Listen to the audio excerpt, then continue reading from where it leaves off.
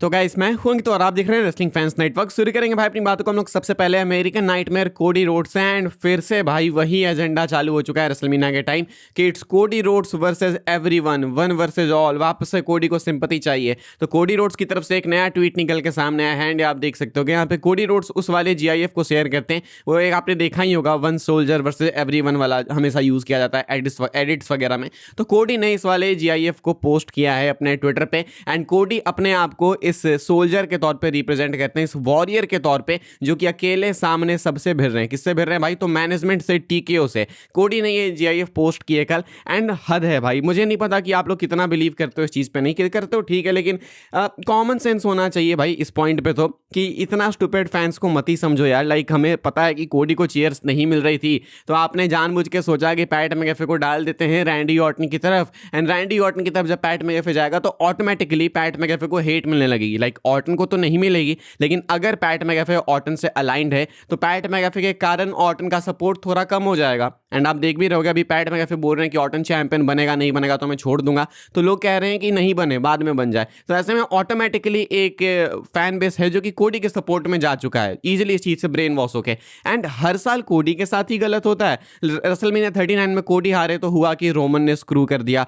40 में Cody Rhodes replace होने वाले थे रॉक से, तो उस टाइम भी हुआ कि भाई कोडी के साथ गलती हो रहा है। 41 में ट्रेविस स्कॉट वगैरह आ गए, जॉन सीना से कोडी हार गए, तो वहां पे भी बात हुई भाई कि मैनेजमेंट ने कोडी को स्क्रू किया। एंड अगेन 42 में सेम चीज। क्या कोडी रोड्स से इकलौते ऐसे डब्ल्यूडब्ल्यूई रोस्टर में सुपरस्टार बचे हुए हैं जिनको हमेशा स्क्रू किया जा रहा है? एंड व्हाट अबाउट कोडी जिनको स्क्रू कर रहे हैं, उसका क्या? ये जो जीआईएफ कोडी रोड्स ने पोस्ट की है, ये जीआईएफ तुमको नहीं लगता कि मैकेंटायर पे ज्यादा सूट करती कि हाँ भाई मेरे अगेंस्ट सब है? बिकॉज मैकेंटायर की रेन कभी भी अच्छी नहीं गई, उनको बुक नहीं किया गया ढंग से, चैंपियन होने के बावजूद उनको चैंपियन के तौर पे ट्रीट नहीं किया गया। तो ये जो कोडी की आदत है अटेंशन सीकिंग की, ये भाई मुझे नहीं पसंद आती। अब तुम कितना भी बोलो कि कोडी के साथ गलत हुआ, क्या गलत हुआ भाई? इस बंदे के साथ में कुछ भी गलत नहीं हुआ। रेसलमेनिया 38 में वापस आने के बाद कोडी रोड्स ने बैक टू बैक सेथ को हराया, ब्रॉक लेसनर के साथ फ्यूड जीती, रोमन रेंस की जनरेशनल रन को एंड किया, जॉन सीना को बीट किया समरस्लैम में। रेसलमेनिया 39, 40 नाइट 1, 40 नाइट 2, 41 एंड 42 ये सब मेन इवेंट करने वाले हैं। 2 बार रंबल जीत चुके हैं,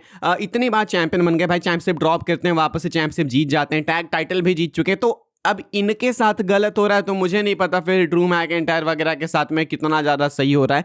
ये अगर इनको अभी भी लगता है कि भाई इनके साथ गलत कर रही है मैनेजमेंट, तो देन ये बस मेरे को लगता है भाई ऐसा कि वो जो एक एनर्जी होती है ना, मेन कैरेक्टर एनर्जी, इनके अंदर वो मेन कैरेक्टर एनर्जी है, इनको लगता है कि दुनिया इनके अराउंड ही रिवॉल्व कर रही है। एंड आई एम शॉक्ड भाई कि लोग इस चीज़ में कैसे फंस भी जा रहे हैं, या तो इतने डम्ब है कि फंस जा रहे हैं। कॉमन सेंस है भाई, डब्ल्यूडब्ल्यूई को पता था कि पैट मैकेफे ऐड होंगे तो हेट मिलेगी तो ऑटोमेटिकली कोडी के लिए लोग सिंपैथाइज करने लगेंगे एंड कोडी रोड्स को सपोर्ट मिलने लगेगा। दिस इज सो डम भाई, मैं तो नहीं इसमें पढ़ने वाला भाई। ये वन वर्सेस ऑल वाला गिमिक ना, ये तुम पे नहीं सूट करेगा, कार्मेलो हेस वगैरह पे सूट करेगा, ड्रू मैकिंटायर पे सूट करेगा, रोमन रेंस, कोडी रोड्स, इन सुपरस्टार्स पे ये वाला गिमिक सूट नहीं करता। जब आप मल्टीपल टाइम्स मेन इवेंट कर चुके हो, रंबल जीत चुके हो, आपने इतना कुछ कर लिया, तो फिर आप पे ये मैनेजमेंट के अगेंस्ट वाला गिमिक सूट ही नहीं करता भाई। आपके साथ है मैनेजमेंट तभी तो आप यहाँ पे हो। एंड टीके को अगर इतनी ही ज्यादा बीफ रहती ना कोडी रोड्स से, रियल में इतना ही हेट करते हैं, तो कोडी रोड्स इतने चैंपियन नहीं होते। ये सब कहानी का पार्ट है, अनरियल में जाने वाला है सब कुछ, इसीलिए ड्रामे किए जा रहे हैं एंड कोडी रोड्स को अटेंशन मिल रही है। तो बस अटेंशन सीकिंग होर की तरह कोडी रोड्स वापस से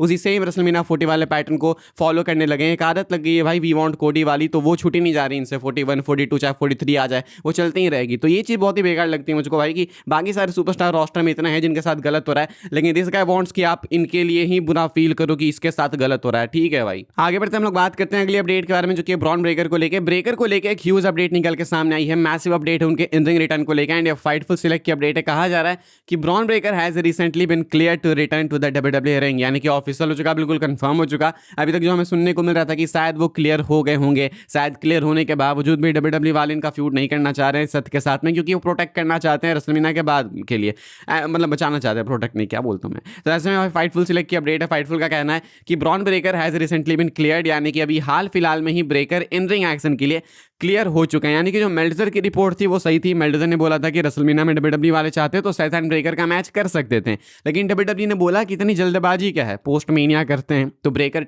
टाइम पे क्लियर हो गए थे, लेकिन इसके बावजूद ब्रेकर को रेसलमेनिया में बुक नहीं किया गया। मुझे लगता है ब्रेकर अभी भी रेसलमेनिया में होंगे, सेथ एंड गंथर का मैच है। सेथ क्लियर गंथर से हारेंगे नहीं, एंड मुझे नहीं लगता कि गंथर मीनिया में हारने वाले इतने सबको रिटायर करने के बाद। तो गंथर जीतेंगे, लेकिन ब्रेकर के इंटरफेरेंस के कारण। ऐसा नहीं है कि ब्रेकर एंड गंथर एक साथ हो जाएंगे, वो सब कुछ नहीं।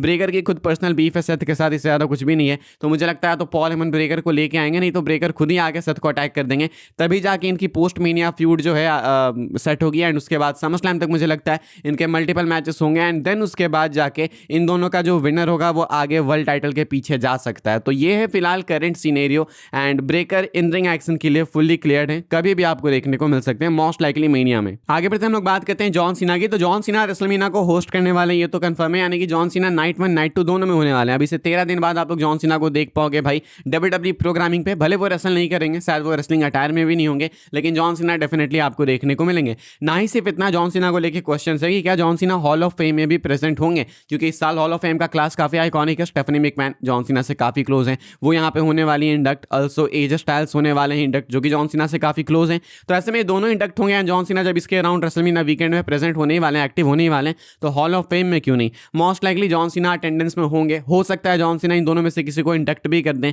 लाइक ज्यादा चांसेस एज स्टाइल्स के हैं कि हो सकता है जॉन सीना एज स्टाइल्स को इंडक्ट कर दें। एज स्टाइल्स खुद भी ये होते हुए देखना चाहेंगे, तो ये पॉसिबल है कि जॉन सीना सिर्फ नाइट 1 नाइट 2 में नहीं, बल्कि हॉल ऑफ फेम में भी प्रेजेंट होंगे, या तो अटेंडेंस में होंगे या नहीं तो किसी को इंडक्ट कर रहे होंगे। अगर इंडक्ट करेंगे तो मोस्ट लाइकली एज स्टाइल्स को करेंगे। कंफर्म तो नहीं है, लेकिन चांसेस ज्यादा हैं, क्योंकि ये चीज सेंस बनाती है। हम लोग आगे बढ़ते हैं भाई, बात करते हैं अपनी आखिरी अपडेट के बारे में, जो कि मंडे नाइट रॉ को लेकर। WWE मंडे नाइट रॉ की प्रीव्यू में आपको बता देता हूँ, कल होने वाला है एक ब्रांड न्यू एपिसोड, एंड ये आखिरी से दूसरा एपिसोड होने वाला है, यानी कि इसके बाद जो एपिसोड होगा वो गो होम शो होगा फॉर रेसलमेनिया। ऐसे में इस वाले एपिसोड के लिए क्या कुछ कंफर्म किया गया है वो मैं आपको बता देता हूँ। सेथ रॉलिंस अनाउंस किए गए कि वो शो को स्टार्ट करेंगे, किक ऑफ करेंगे, तो वो गंथर को ही यहाँ पे रिस्पॉन्ड करने वाले हैं, एंड गंथर के अटैक का रिस्पॉन्स देंगे। तो सेथ यहाँ पे कंफर्म है कि अपीयर होंगे।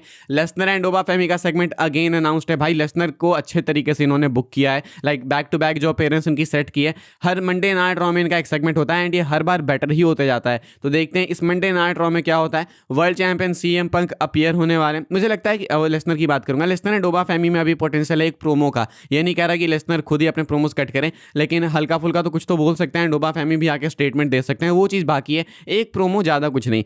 वर्ल्ड चैंपियन CM पंक अपीयर होने वाले हैं। रोमन का नाम यहाँ पे आप नोटिस नहीं करोगे, बिकॉज रोमन रेंज कल के शो में नहीं होने वाले, वो एडवर्टाइज नहीं है, वो पहले से ही शेड्यूल्ड नहीं थे। अब रोमन आपको अगले मंडे नाइट रॉ में देखने को मिलेंगे, जो कि गो होम शो होगा। इसके बाद Finn Balor and JD McDonagh का सिंगल्स मैच होगा। Then you will see Rhea Ripley and Iyo Sky versus Michin and B Fab and LA Knight versus Austin Theory का एक सिंगल्स मैच होगा। तो ये सब कुछ कंफर्म किया गया। कल आप एक्सपेक्ट कर सकते हो कि LA night and Austin theory के मैच के बहाने आइसो स्पीड का मैच सेट हो जाएगा फॉर रेसलमेनिया। ये मोस्ट लाइकली इनका टैग मैच ही सेट होगा, 6 मैन टैग मैच। कल रोमन नहीं होने वाले हैं शो पे, लेसनर एंड ओबा फेमी होंगे, CM पंक होंगे, सेथ होंगे। तो फिलहाल यही कुछ है मंडे नाइट रॉ की प्रीव्यू। आई होप आपको इन्फॉर्मेशन मिली हो तो वीडियो को लाइक कीजिएगा, शेयर कीजिएगा एंड सब्सक्राइब कीजिएगा चैनल को, ताकि आने वाले टाइम के अंदर आपको और भी सही WWE के अपडेट्स वगैरह सबसे पहले देखने को जानने को मिलते रहे। फॉलो कर सकते हैं आप लोग मुझे इंस्टाग्राम एंड ट्विटर पर, लिंक आपको मिलेगा डिस्क्रिप्शन में। ज्वाइन कर सकते हैं व्हाट्सएप चैनल को, उसके भी लिंक है डिस्क्रिप्शन में। मिलेगा मैं आपसे अगली वीडियो में जल्दी ही, तब तक के लिए goodbye, thanks for watching.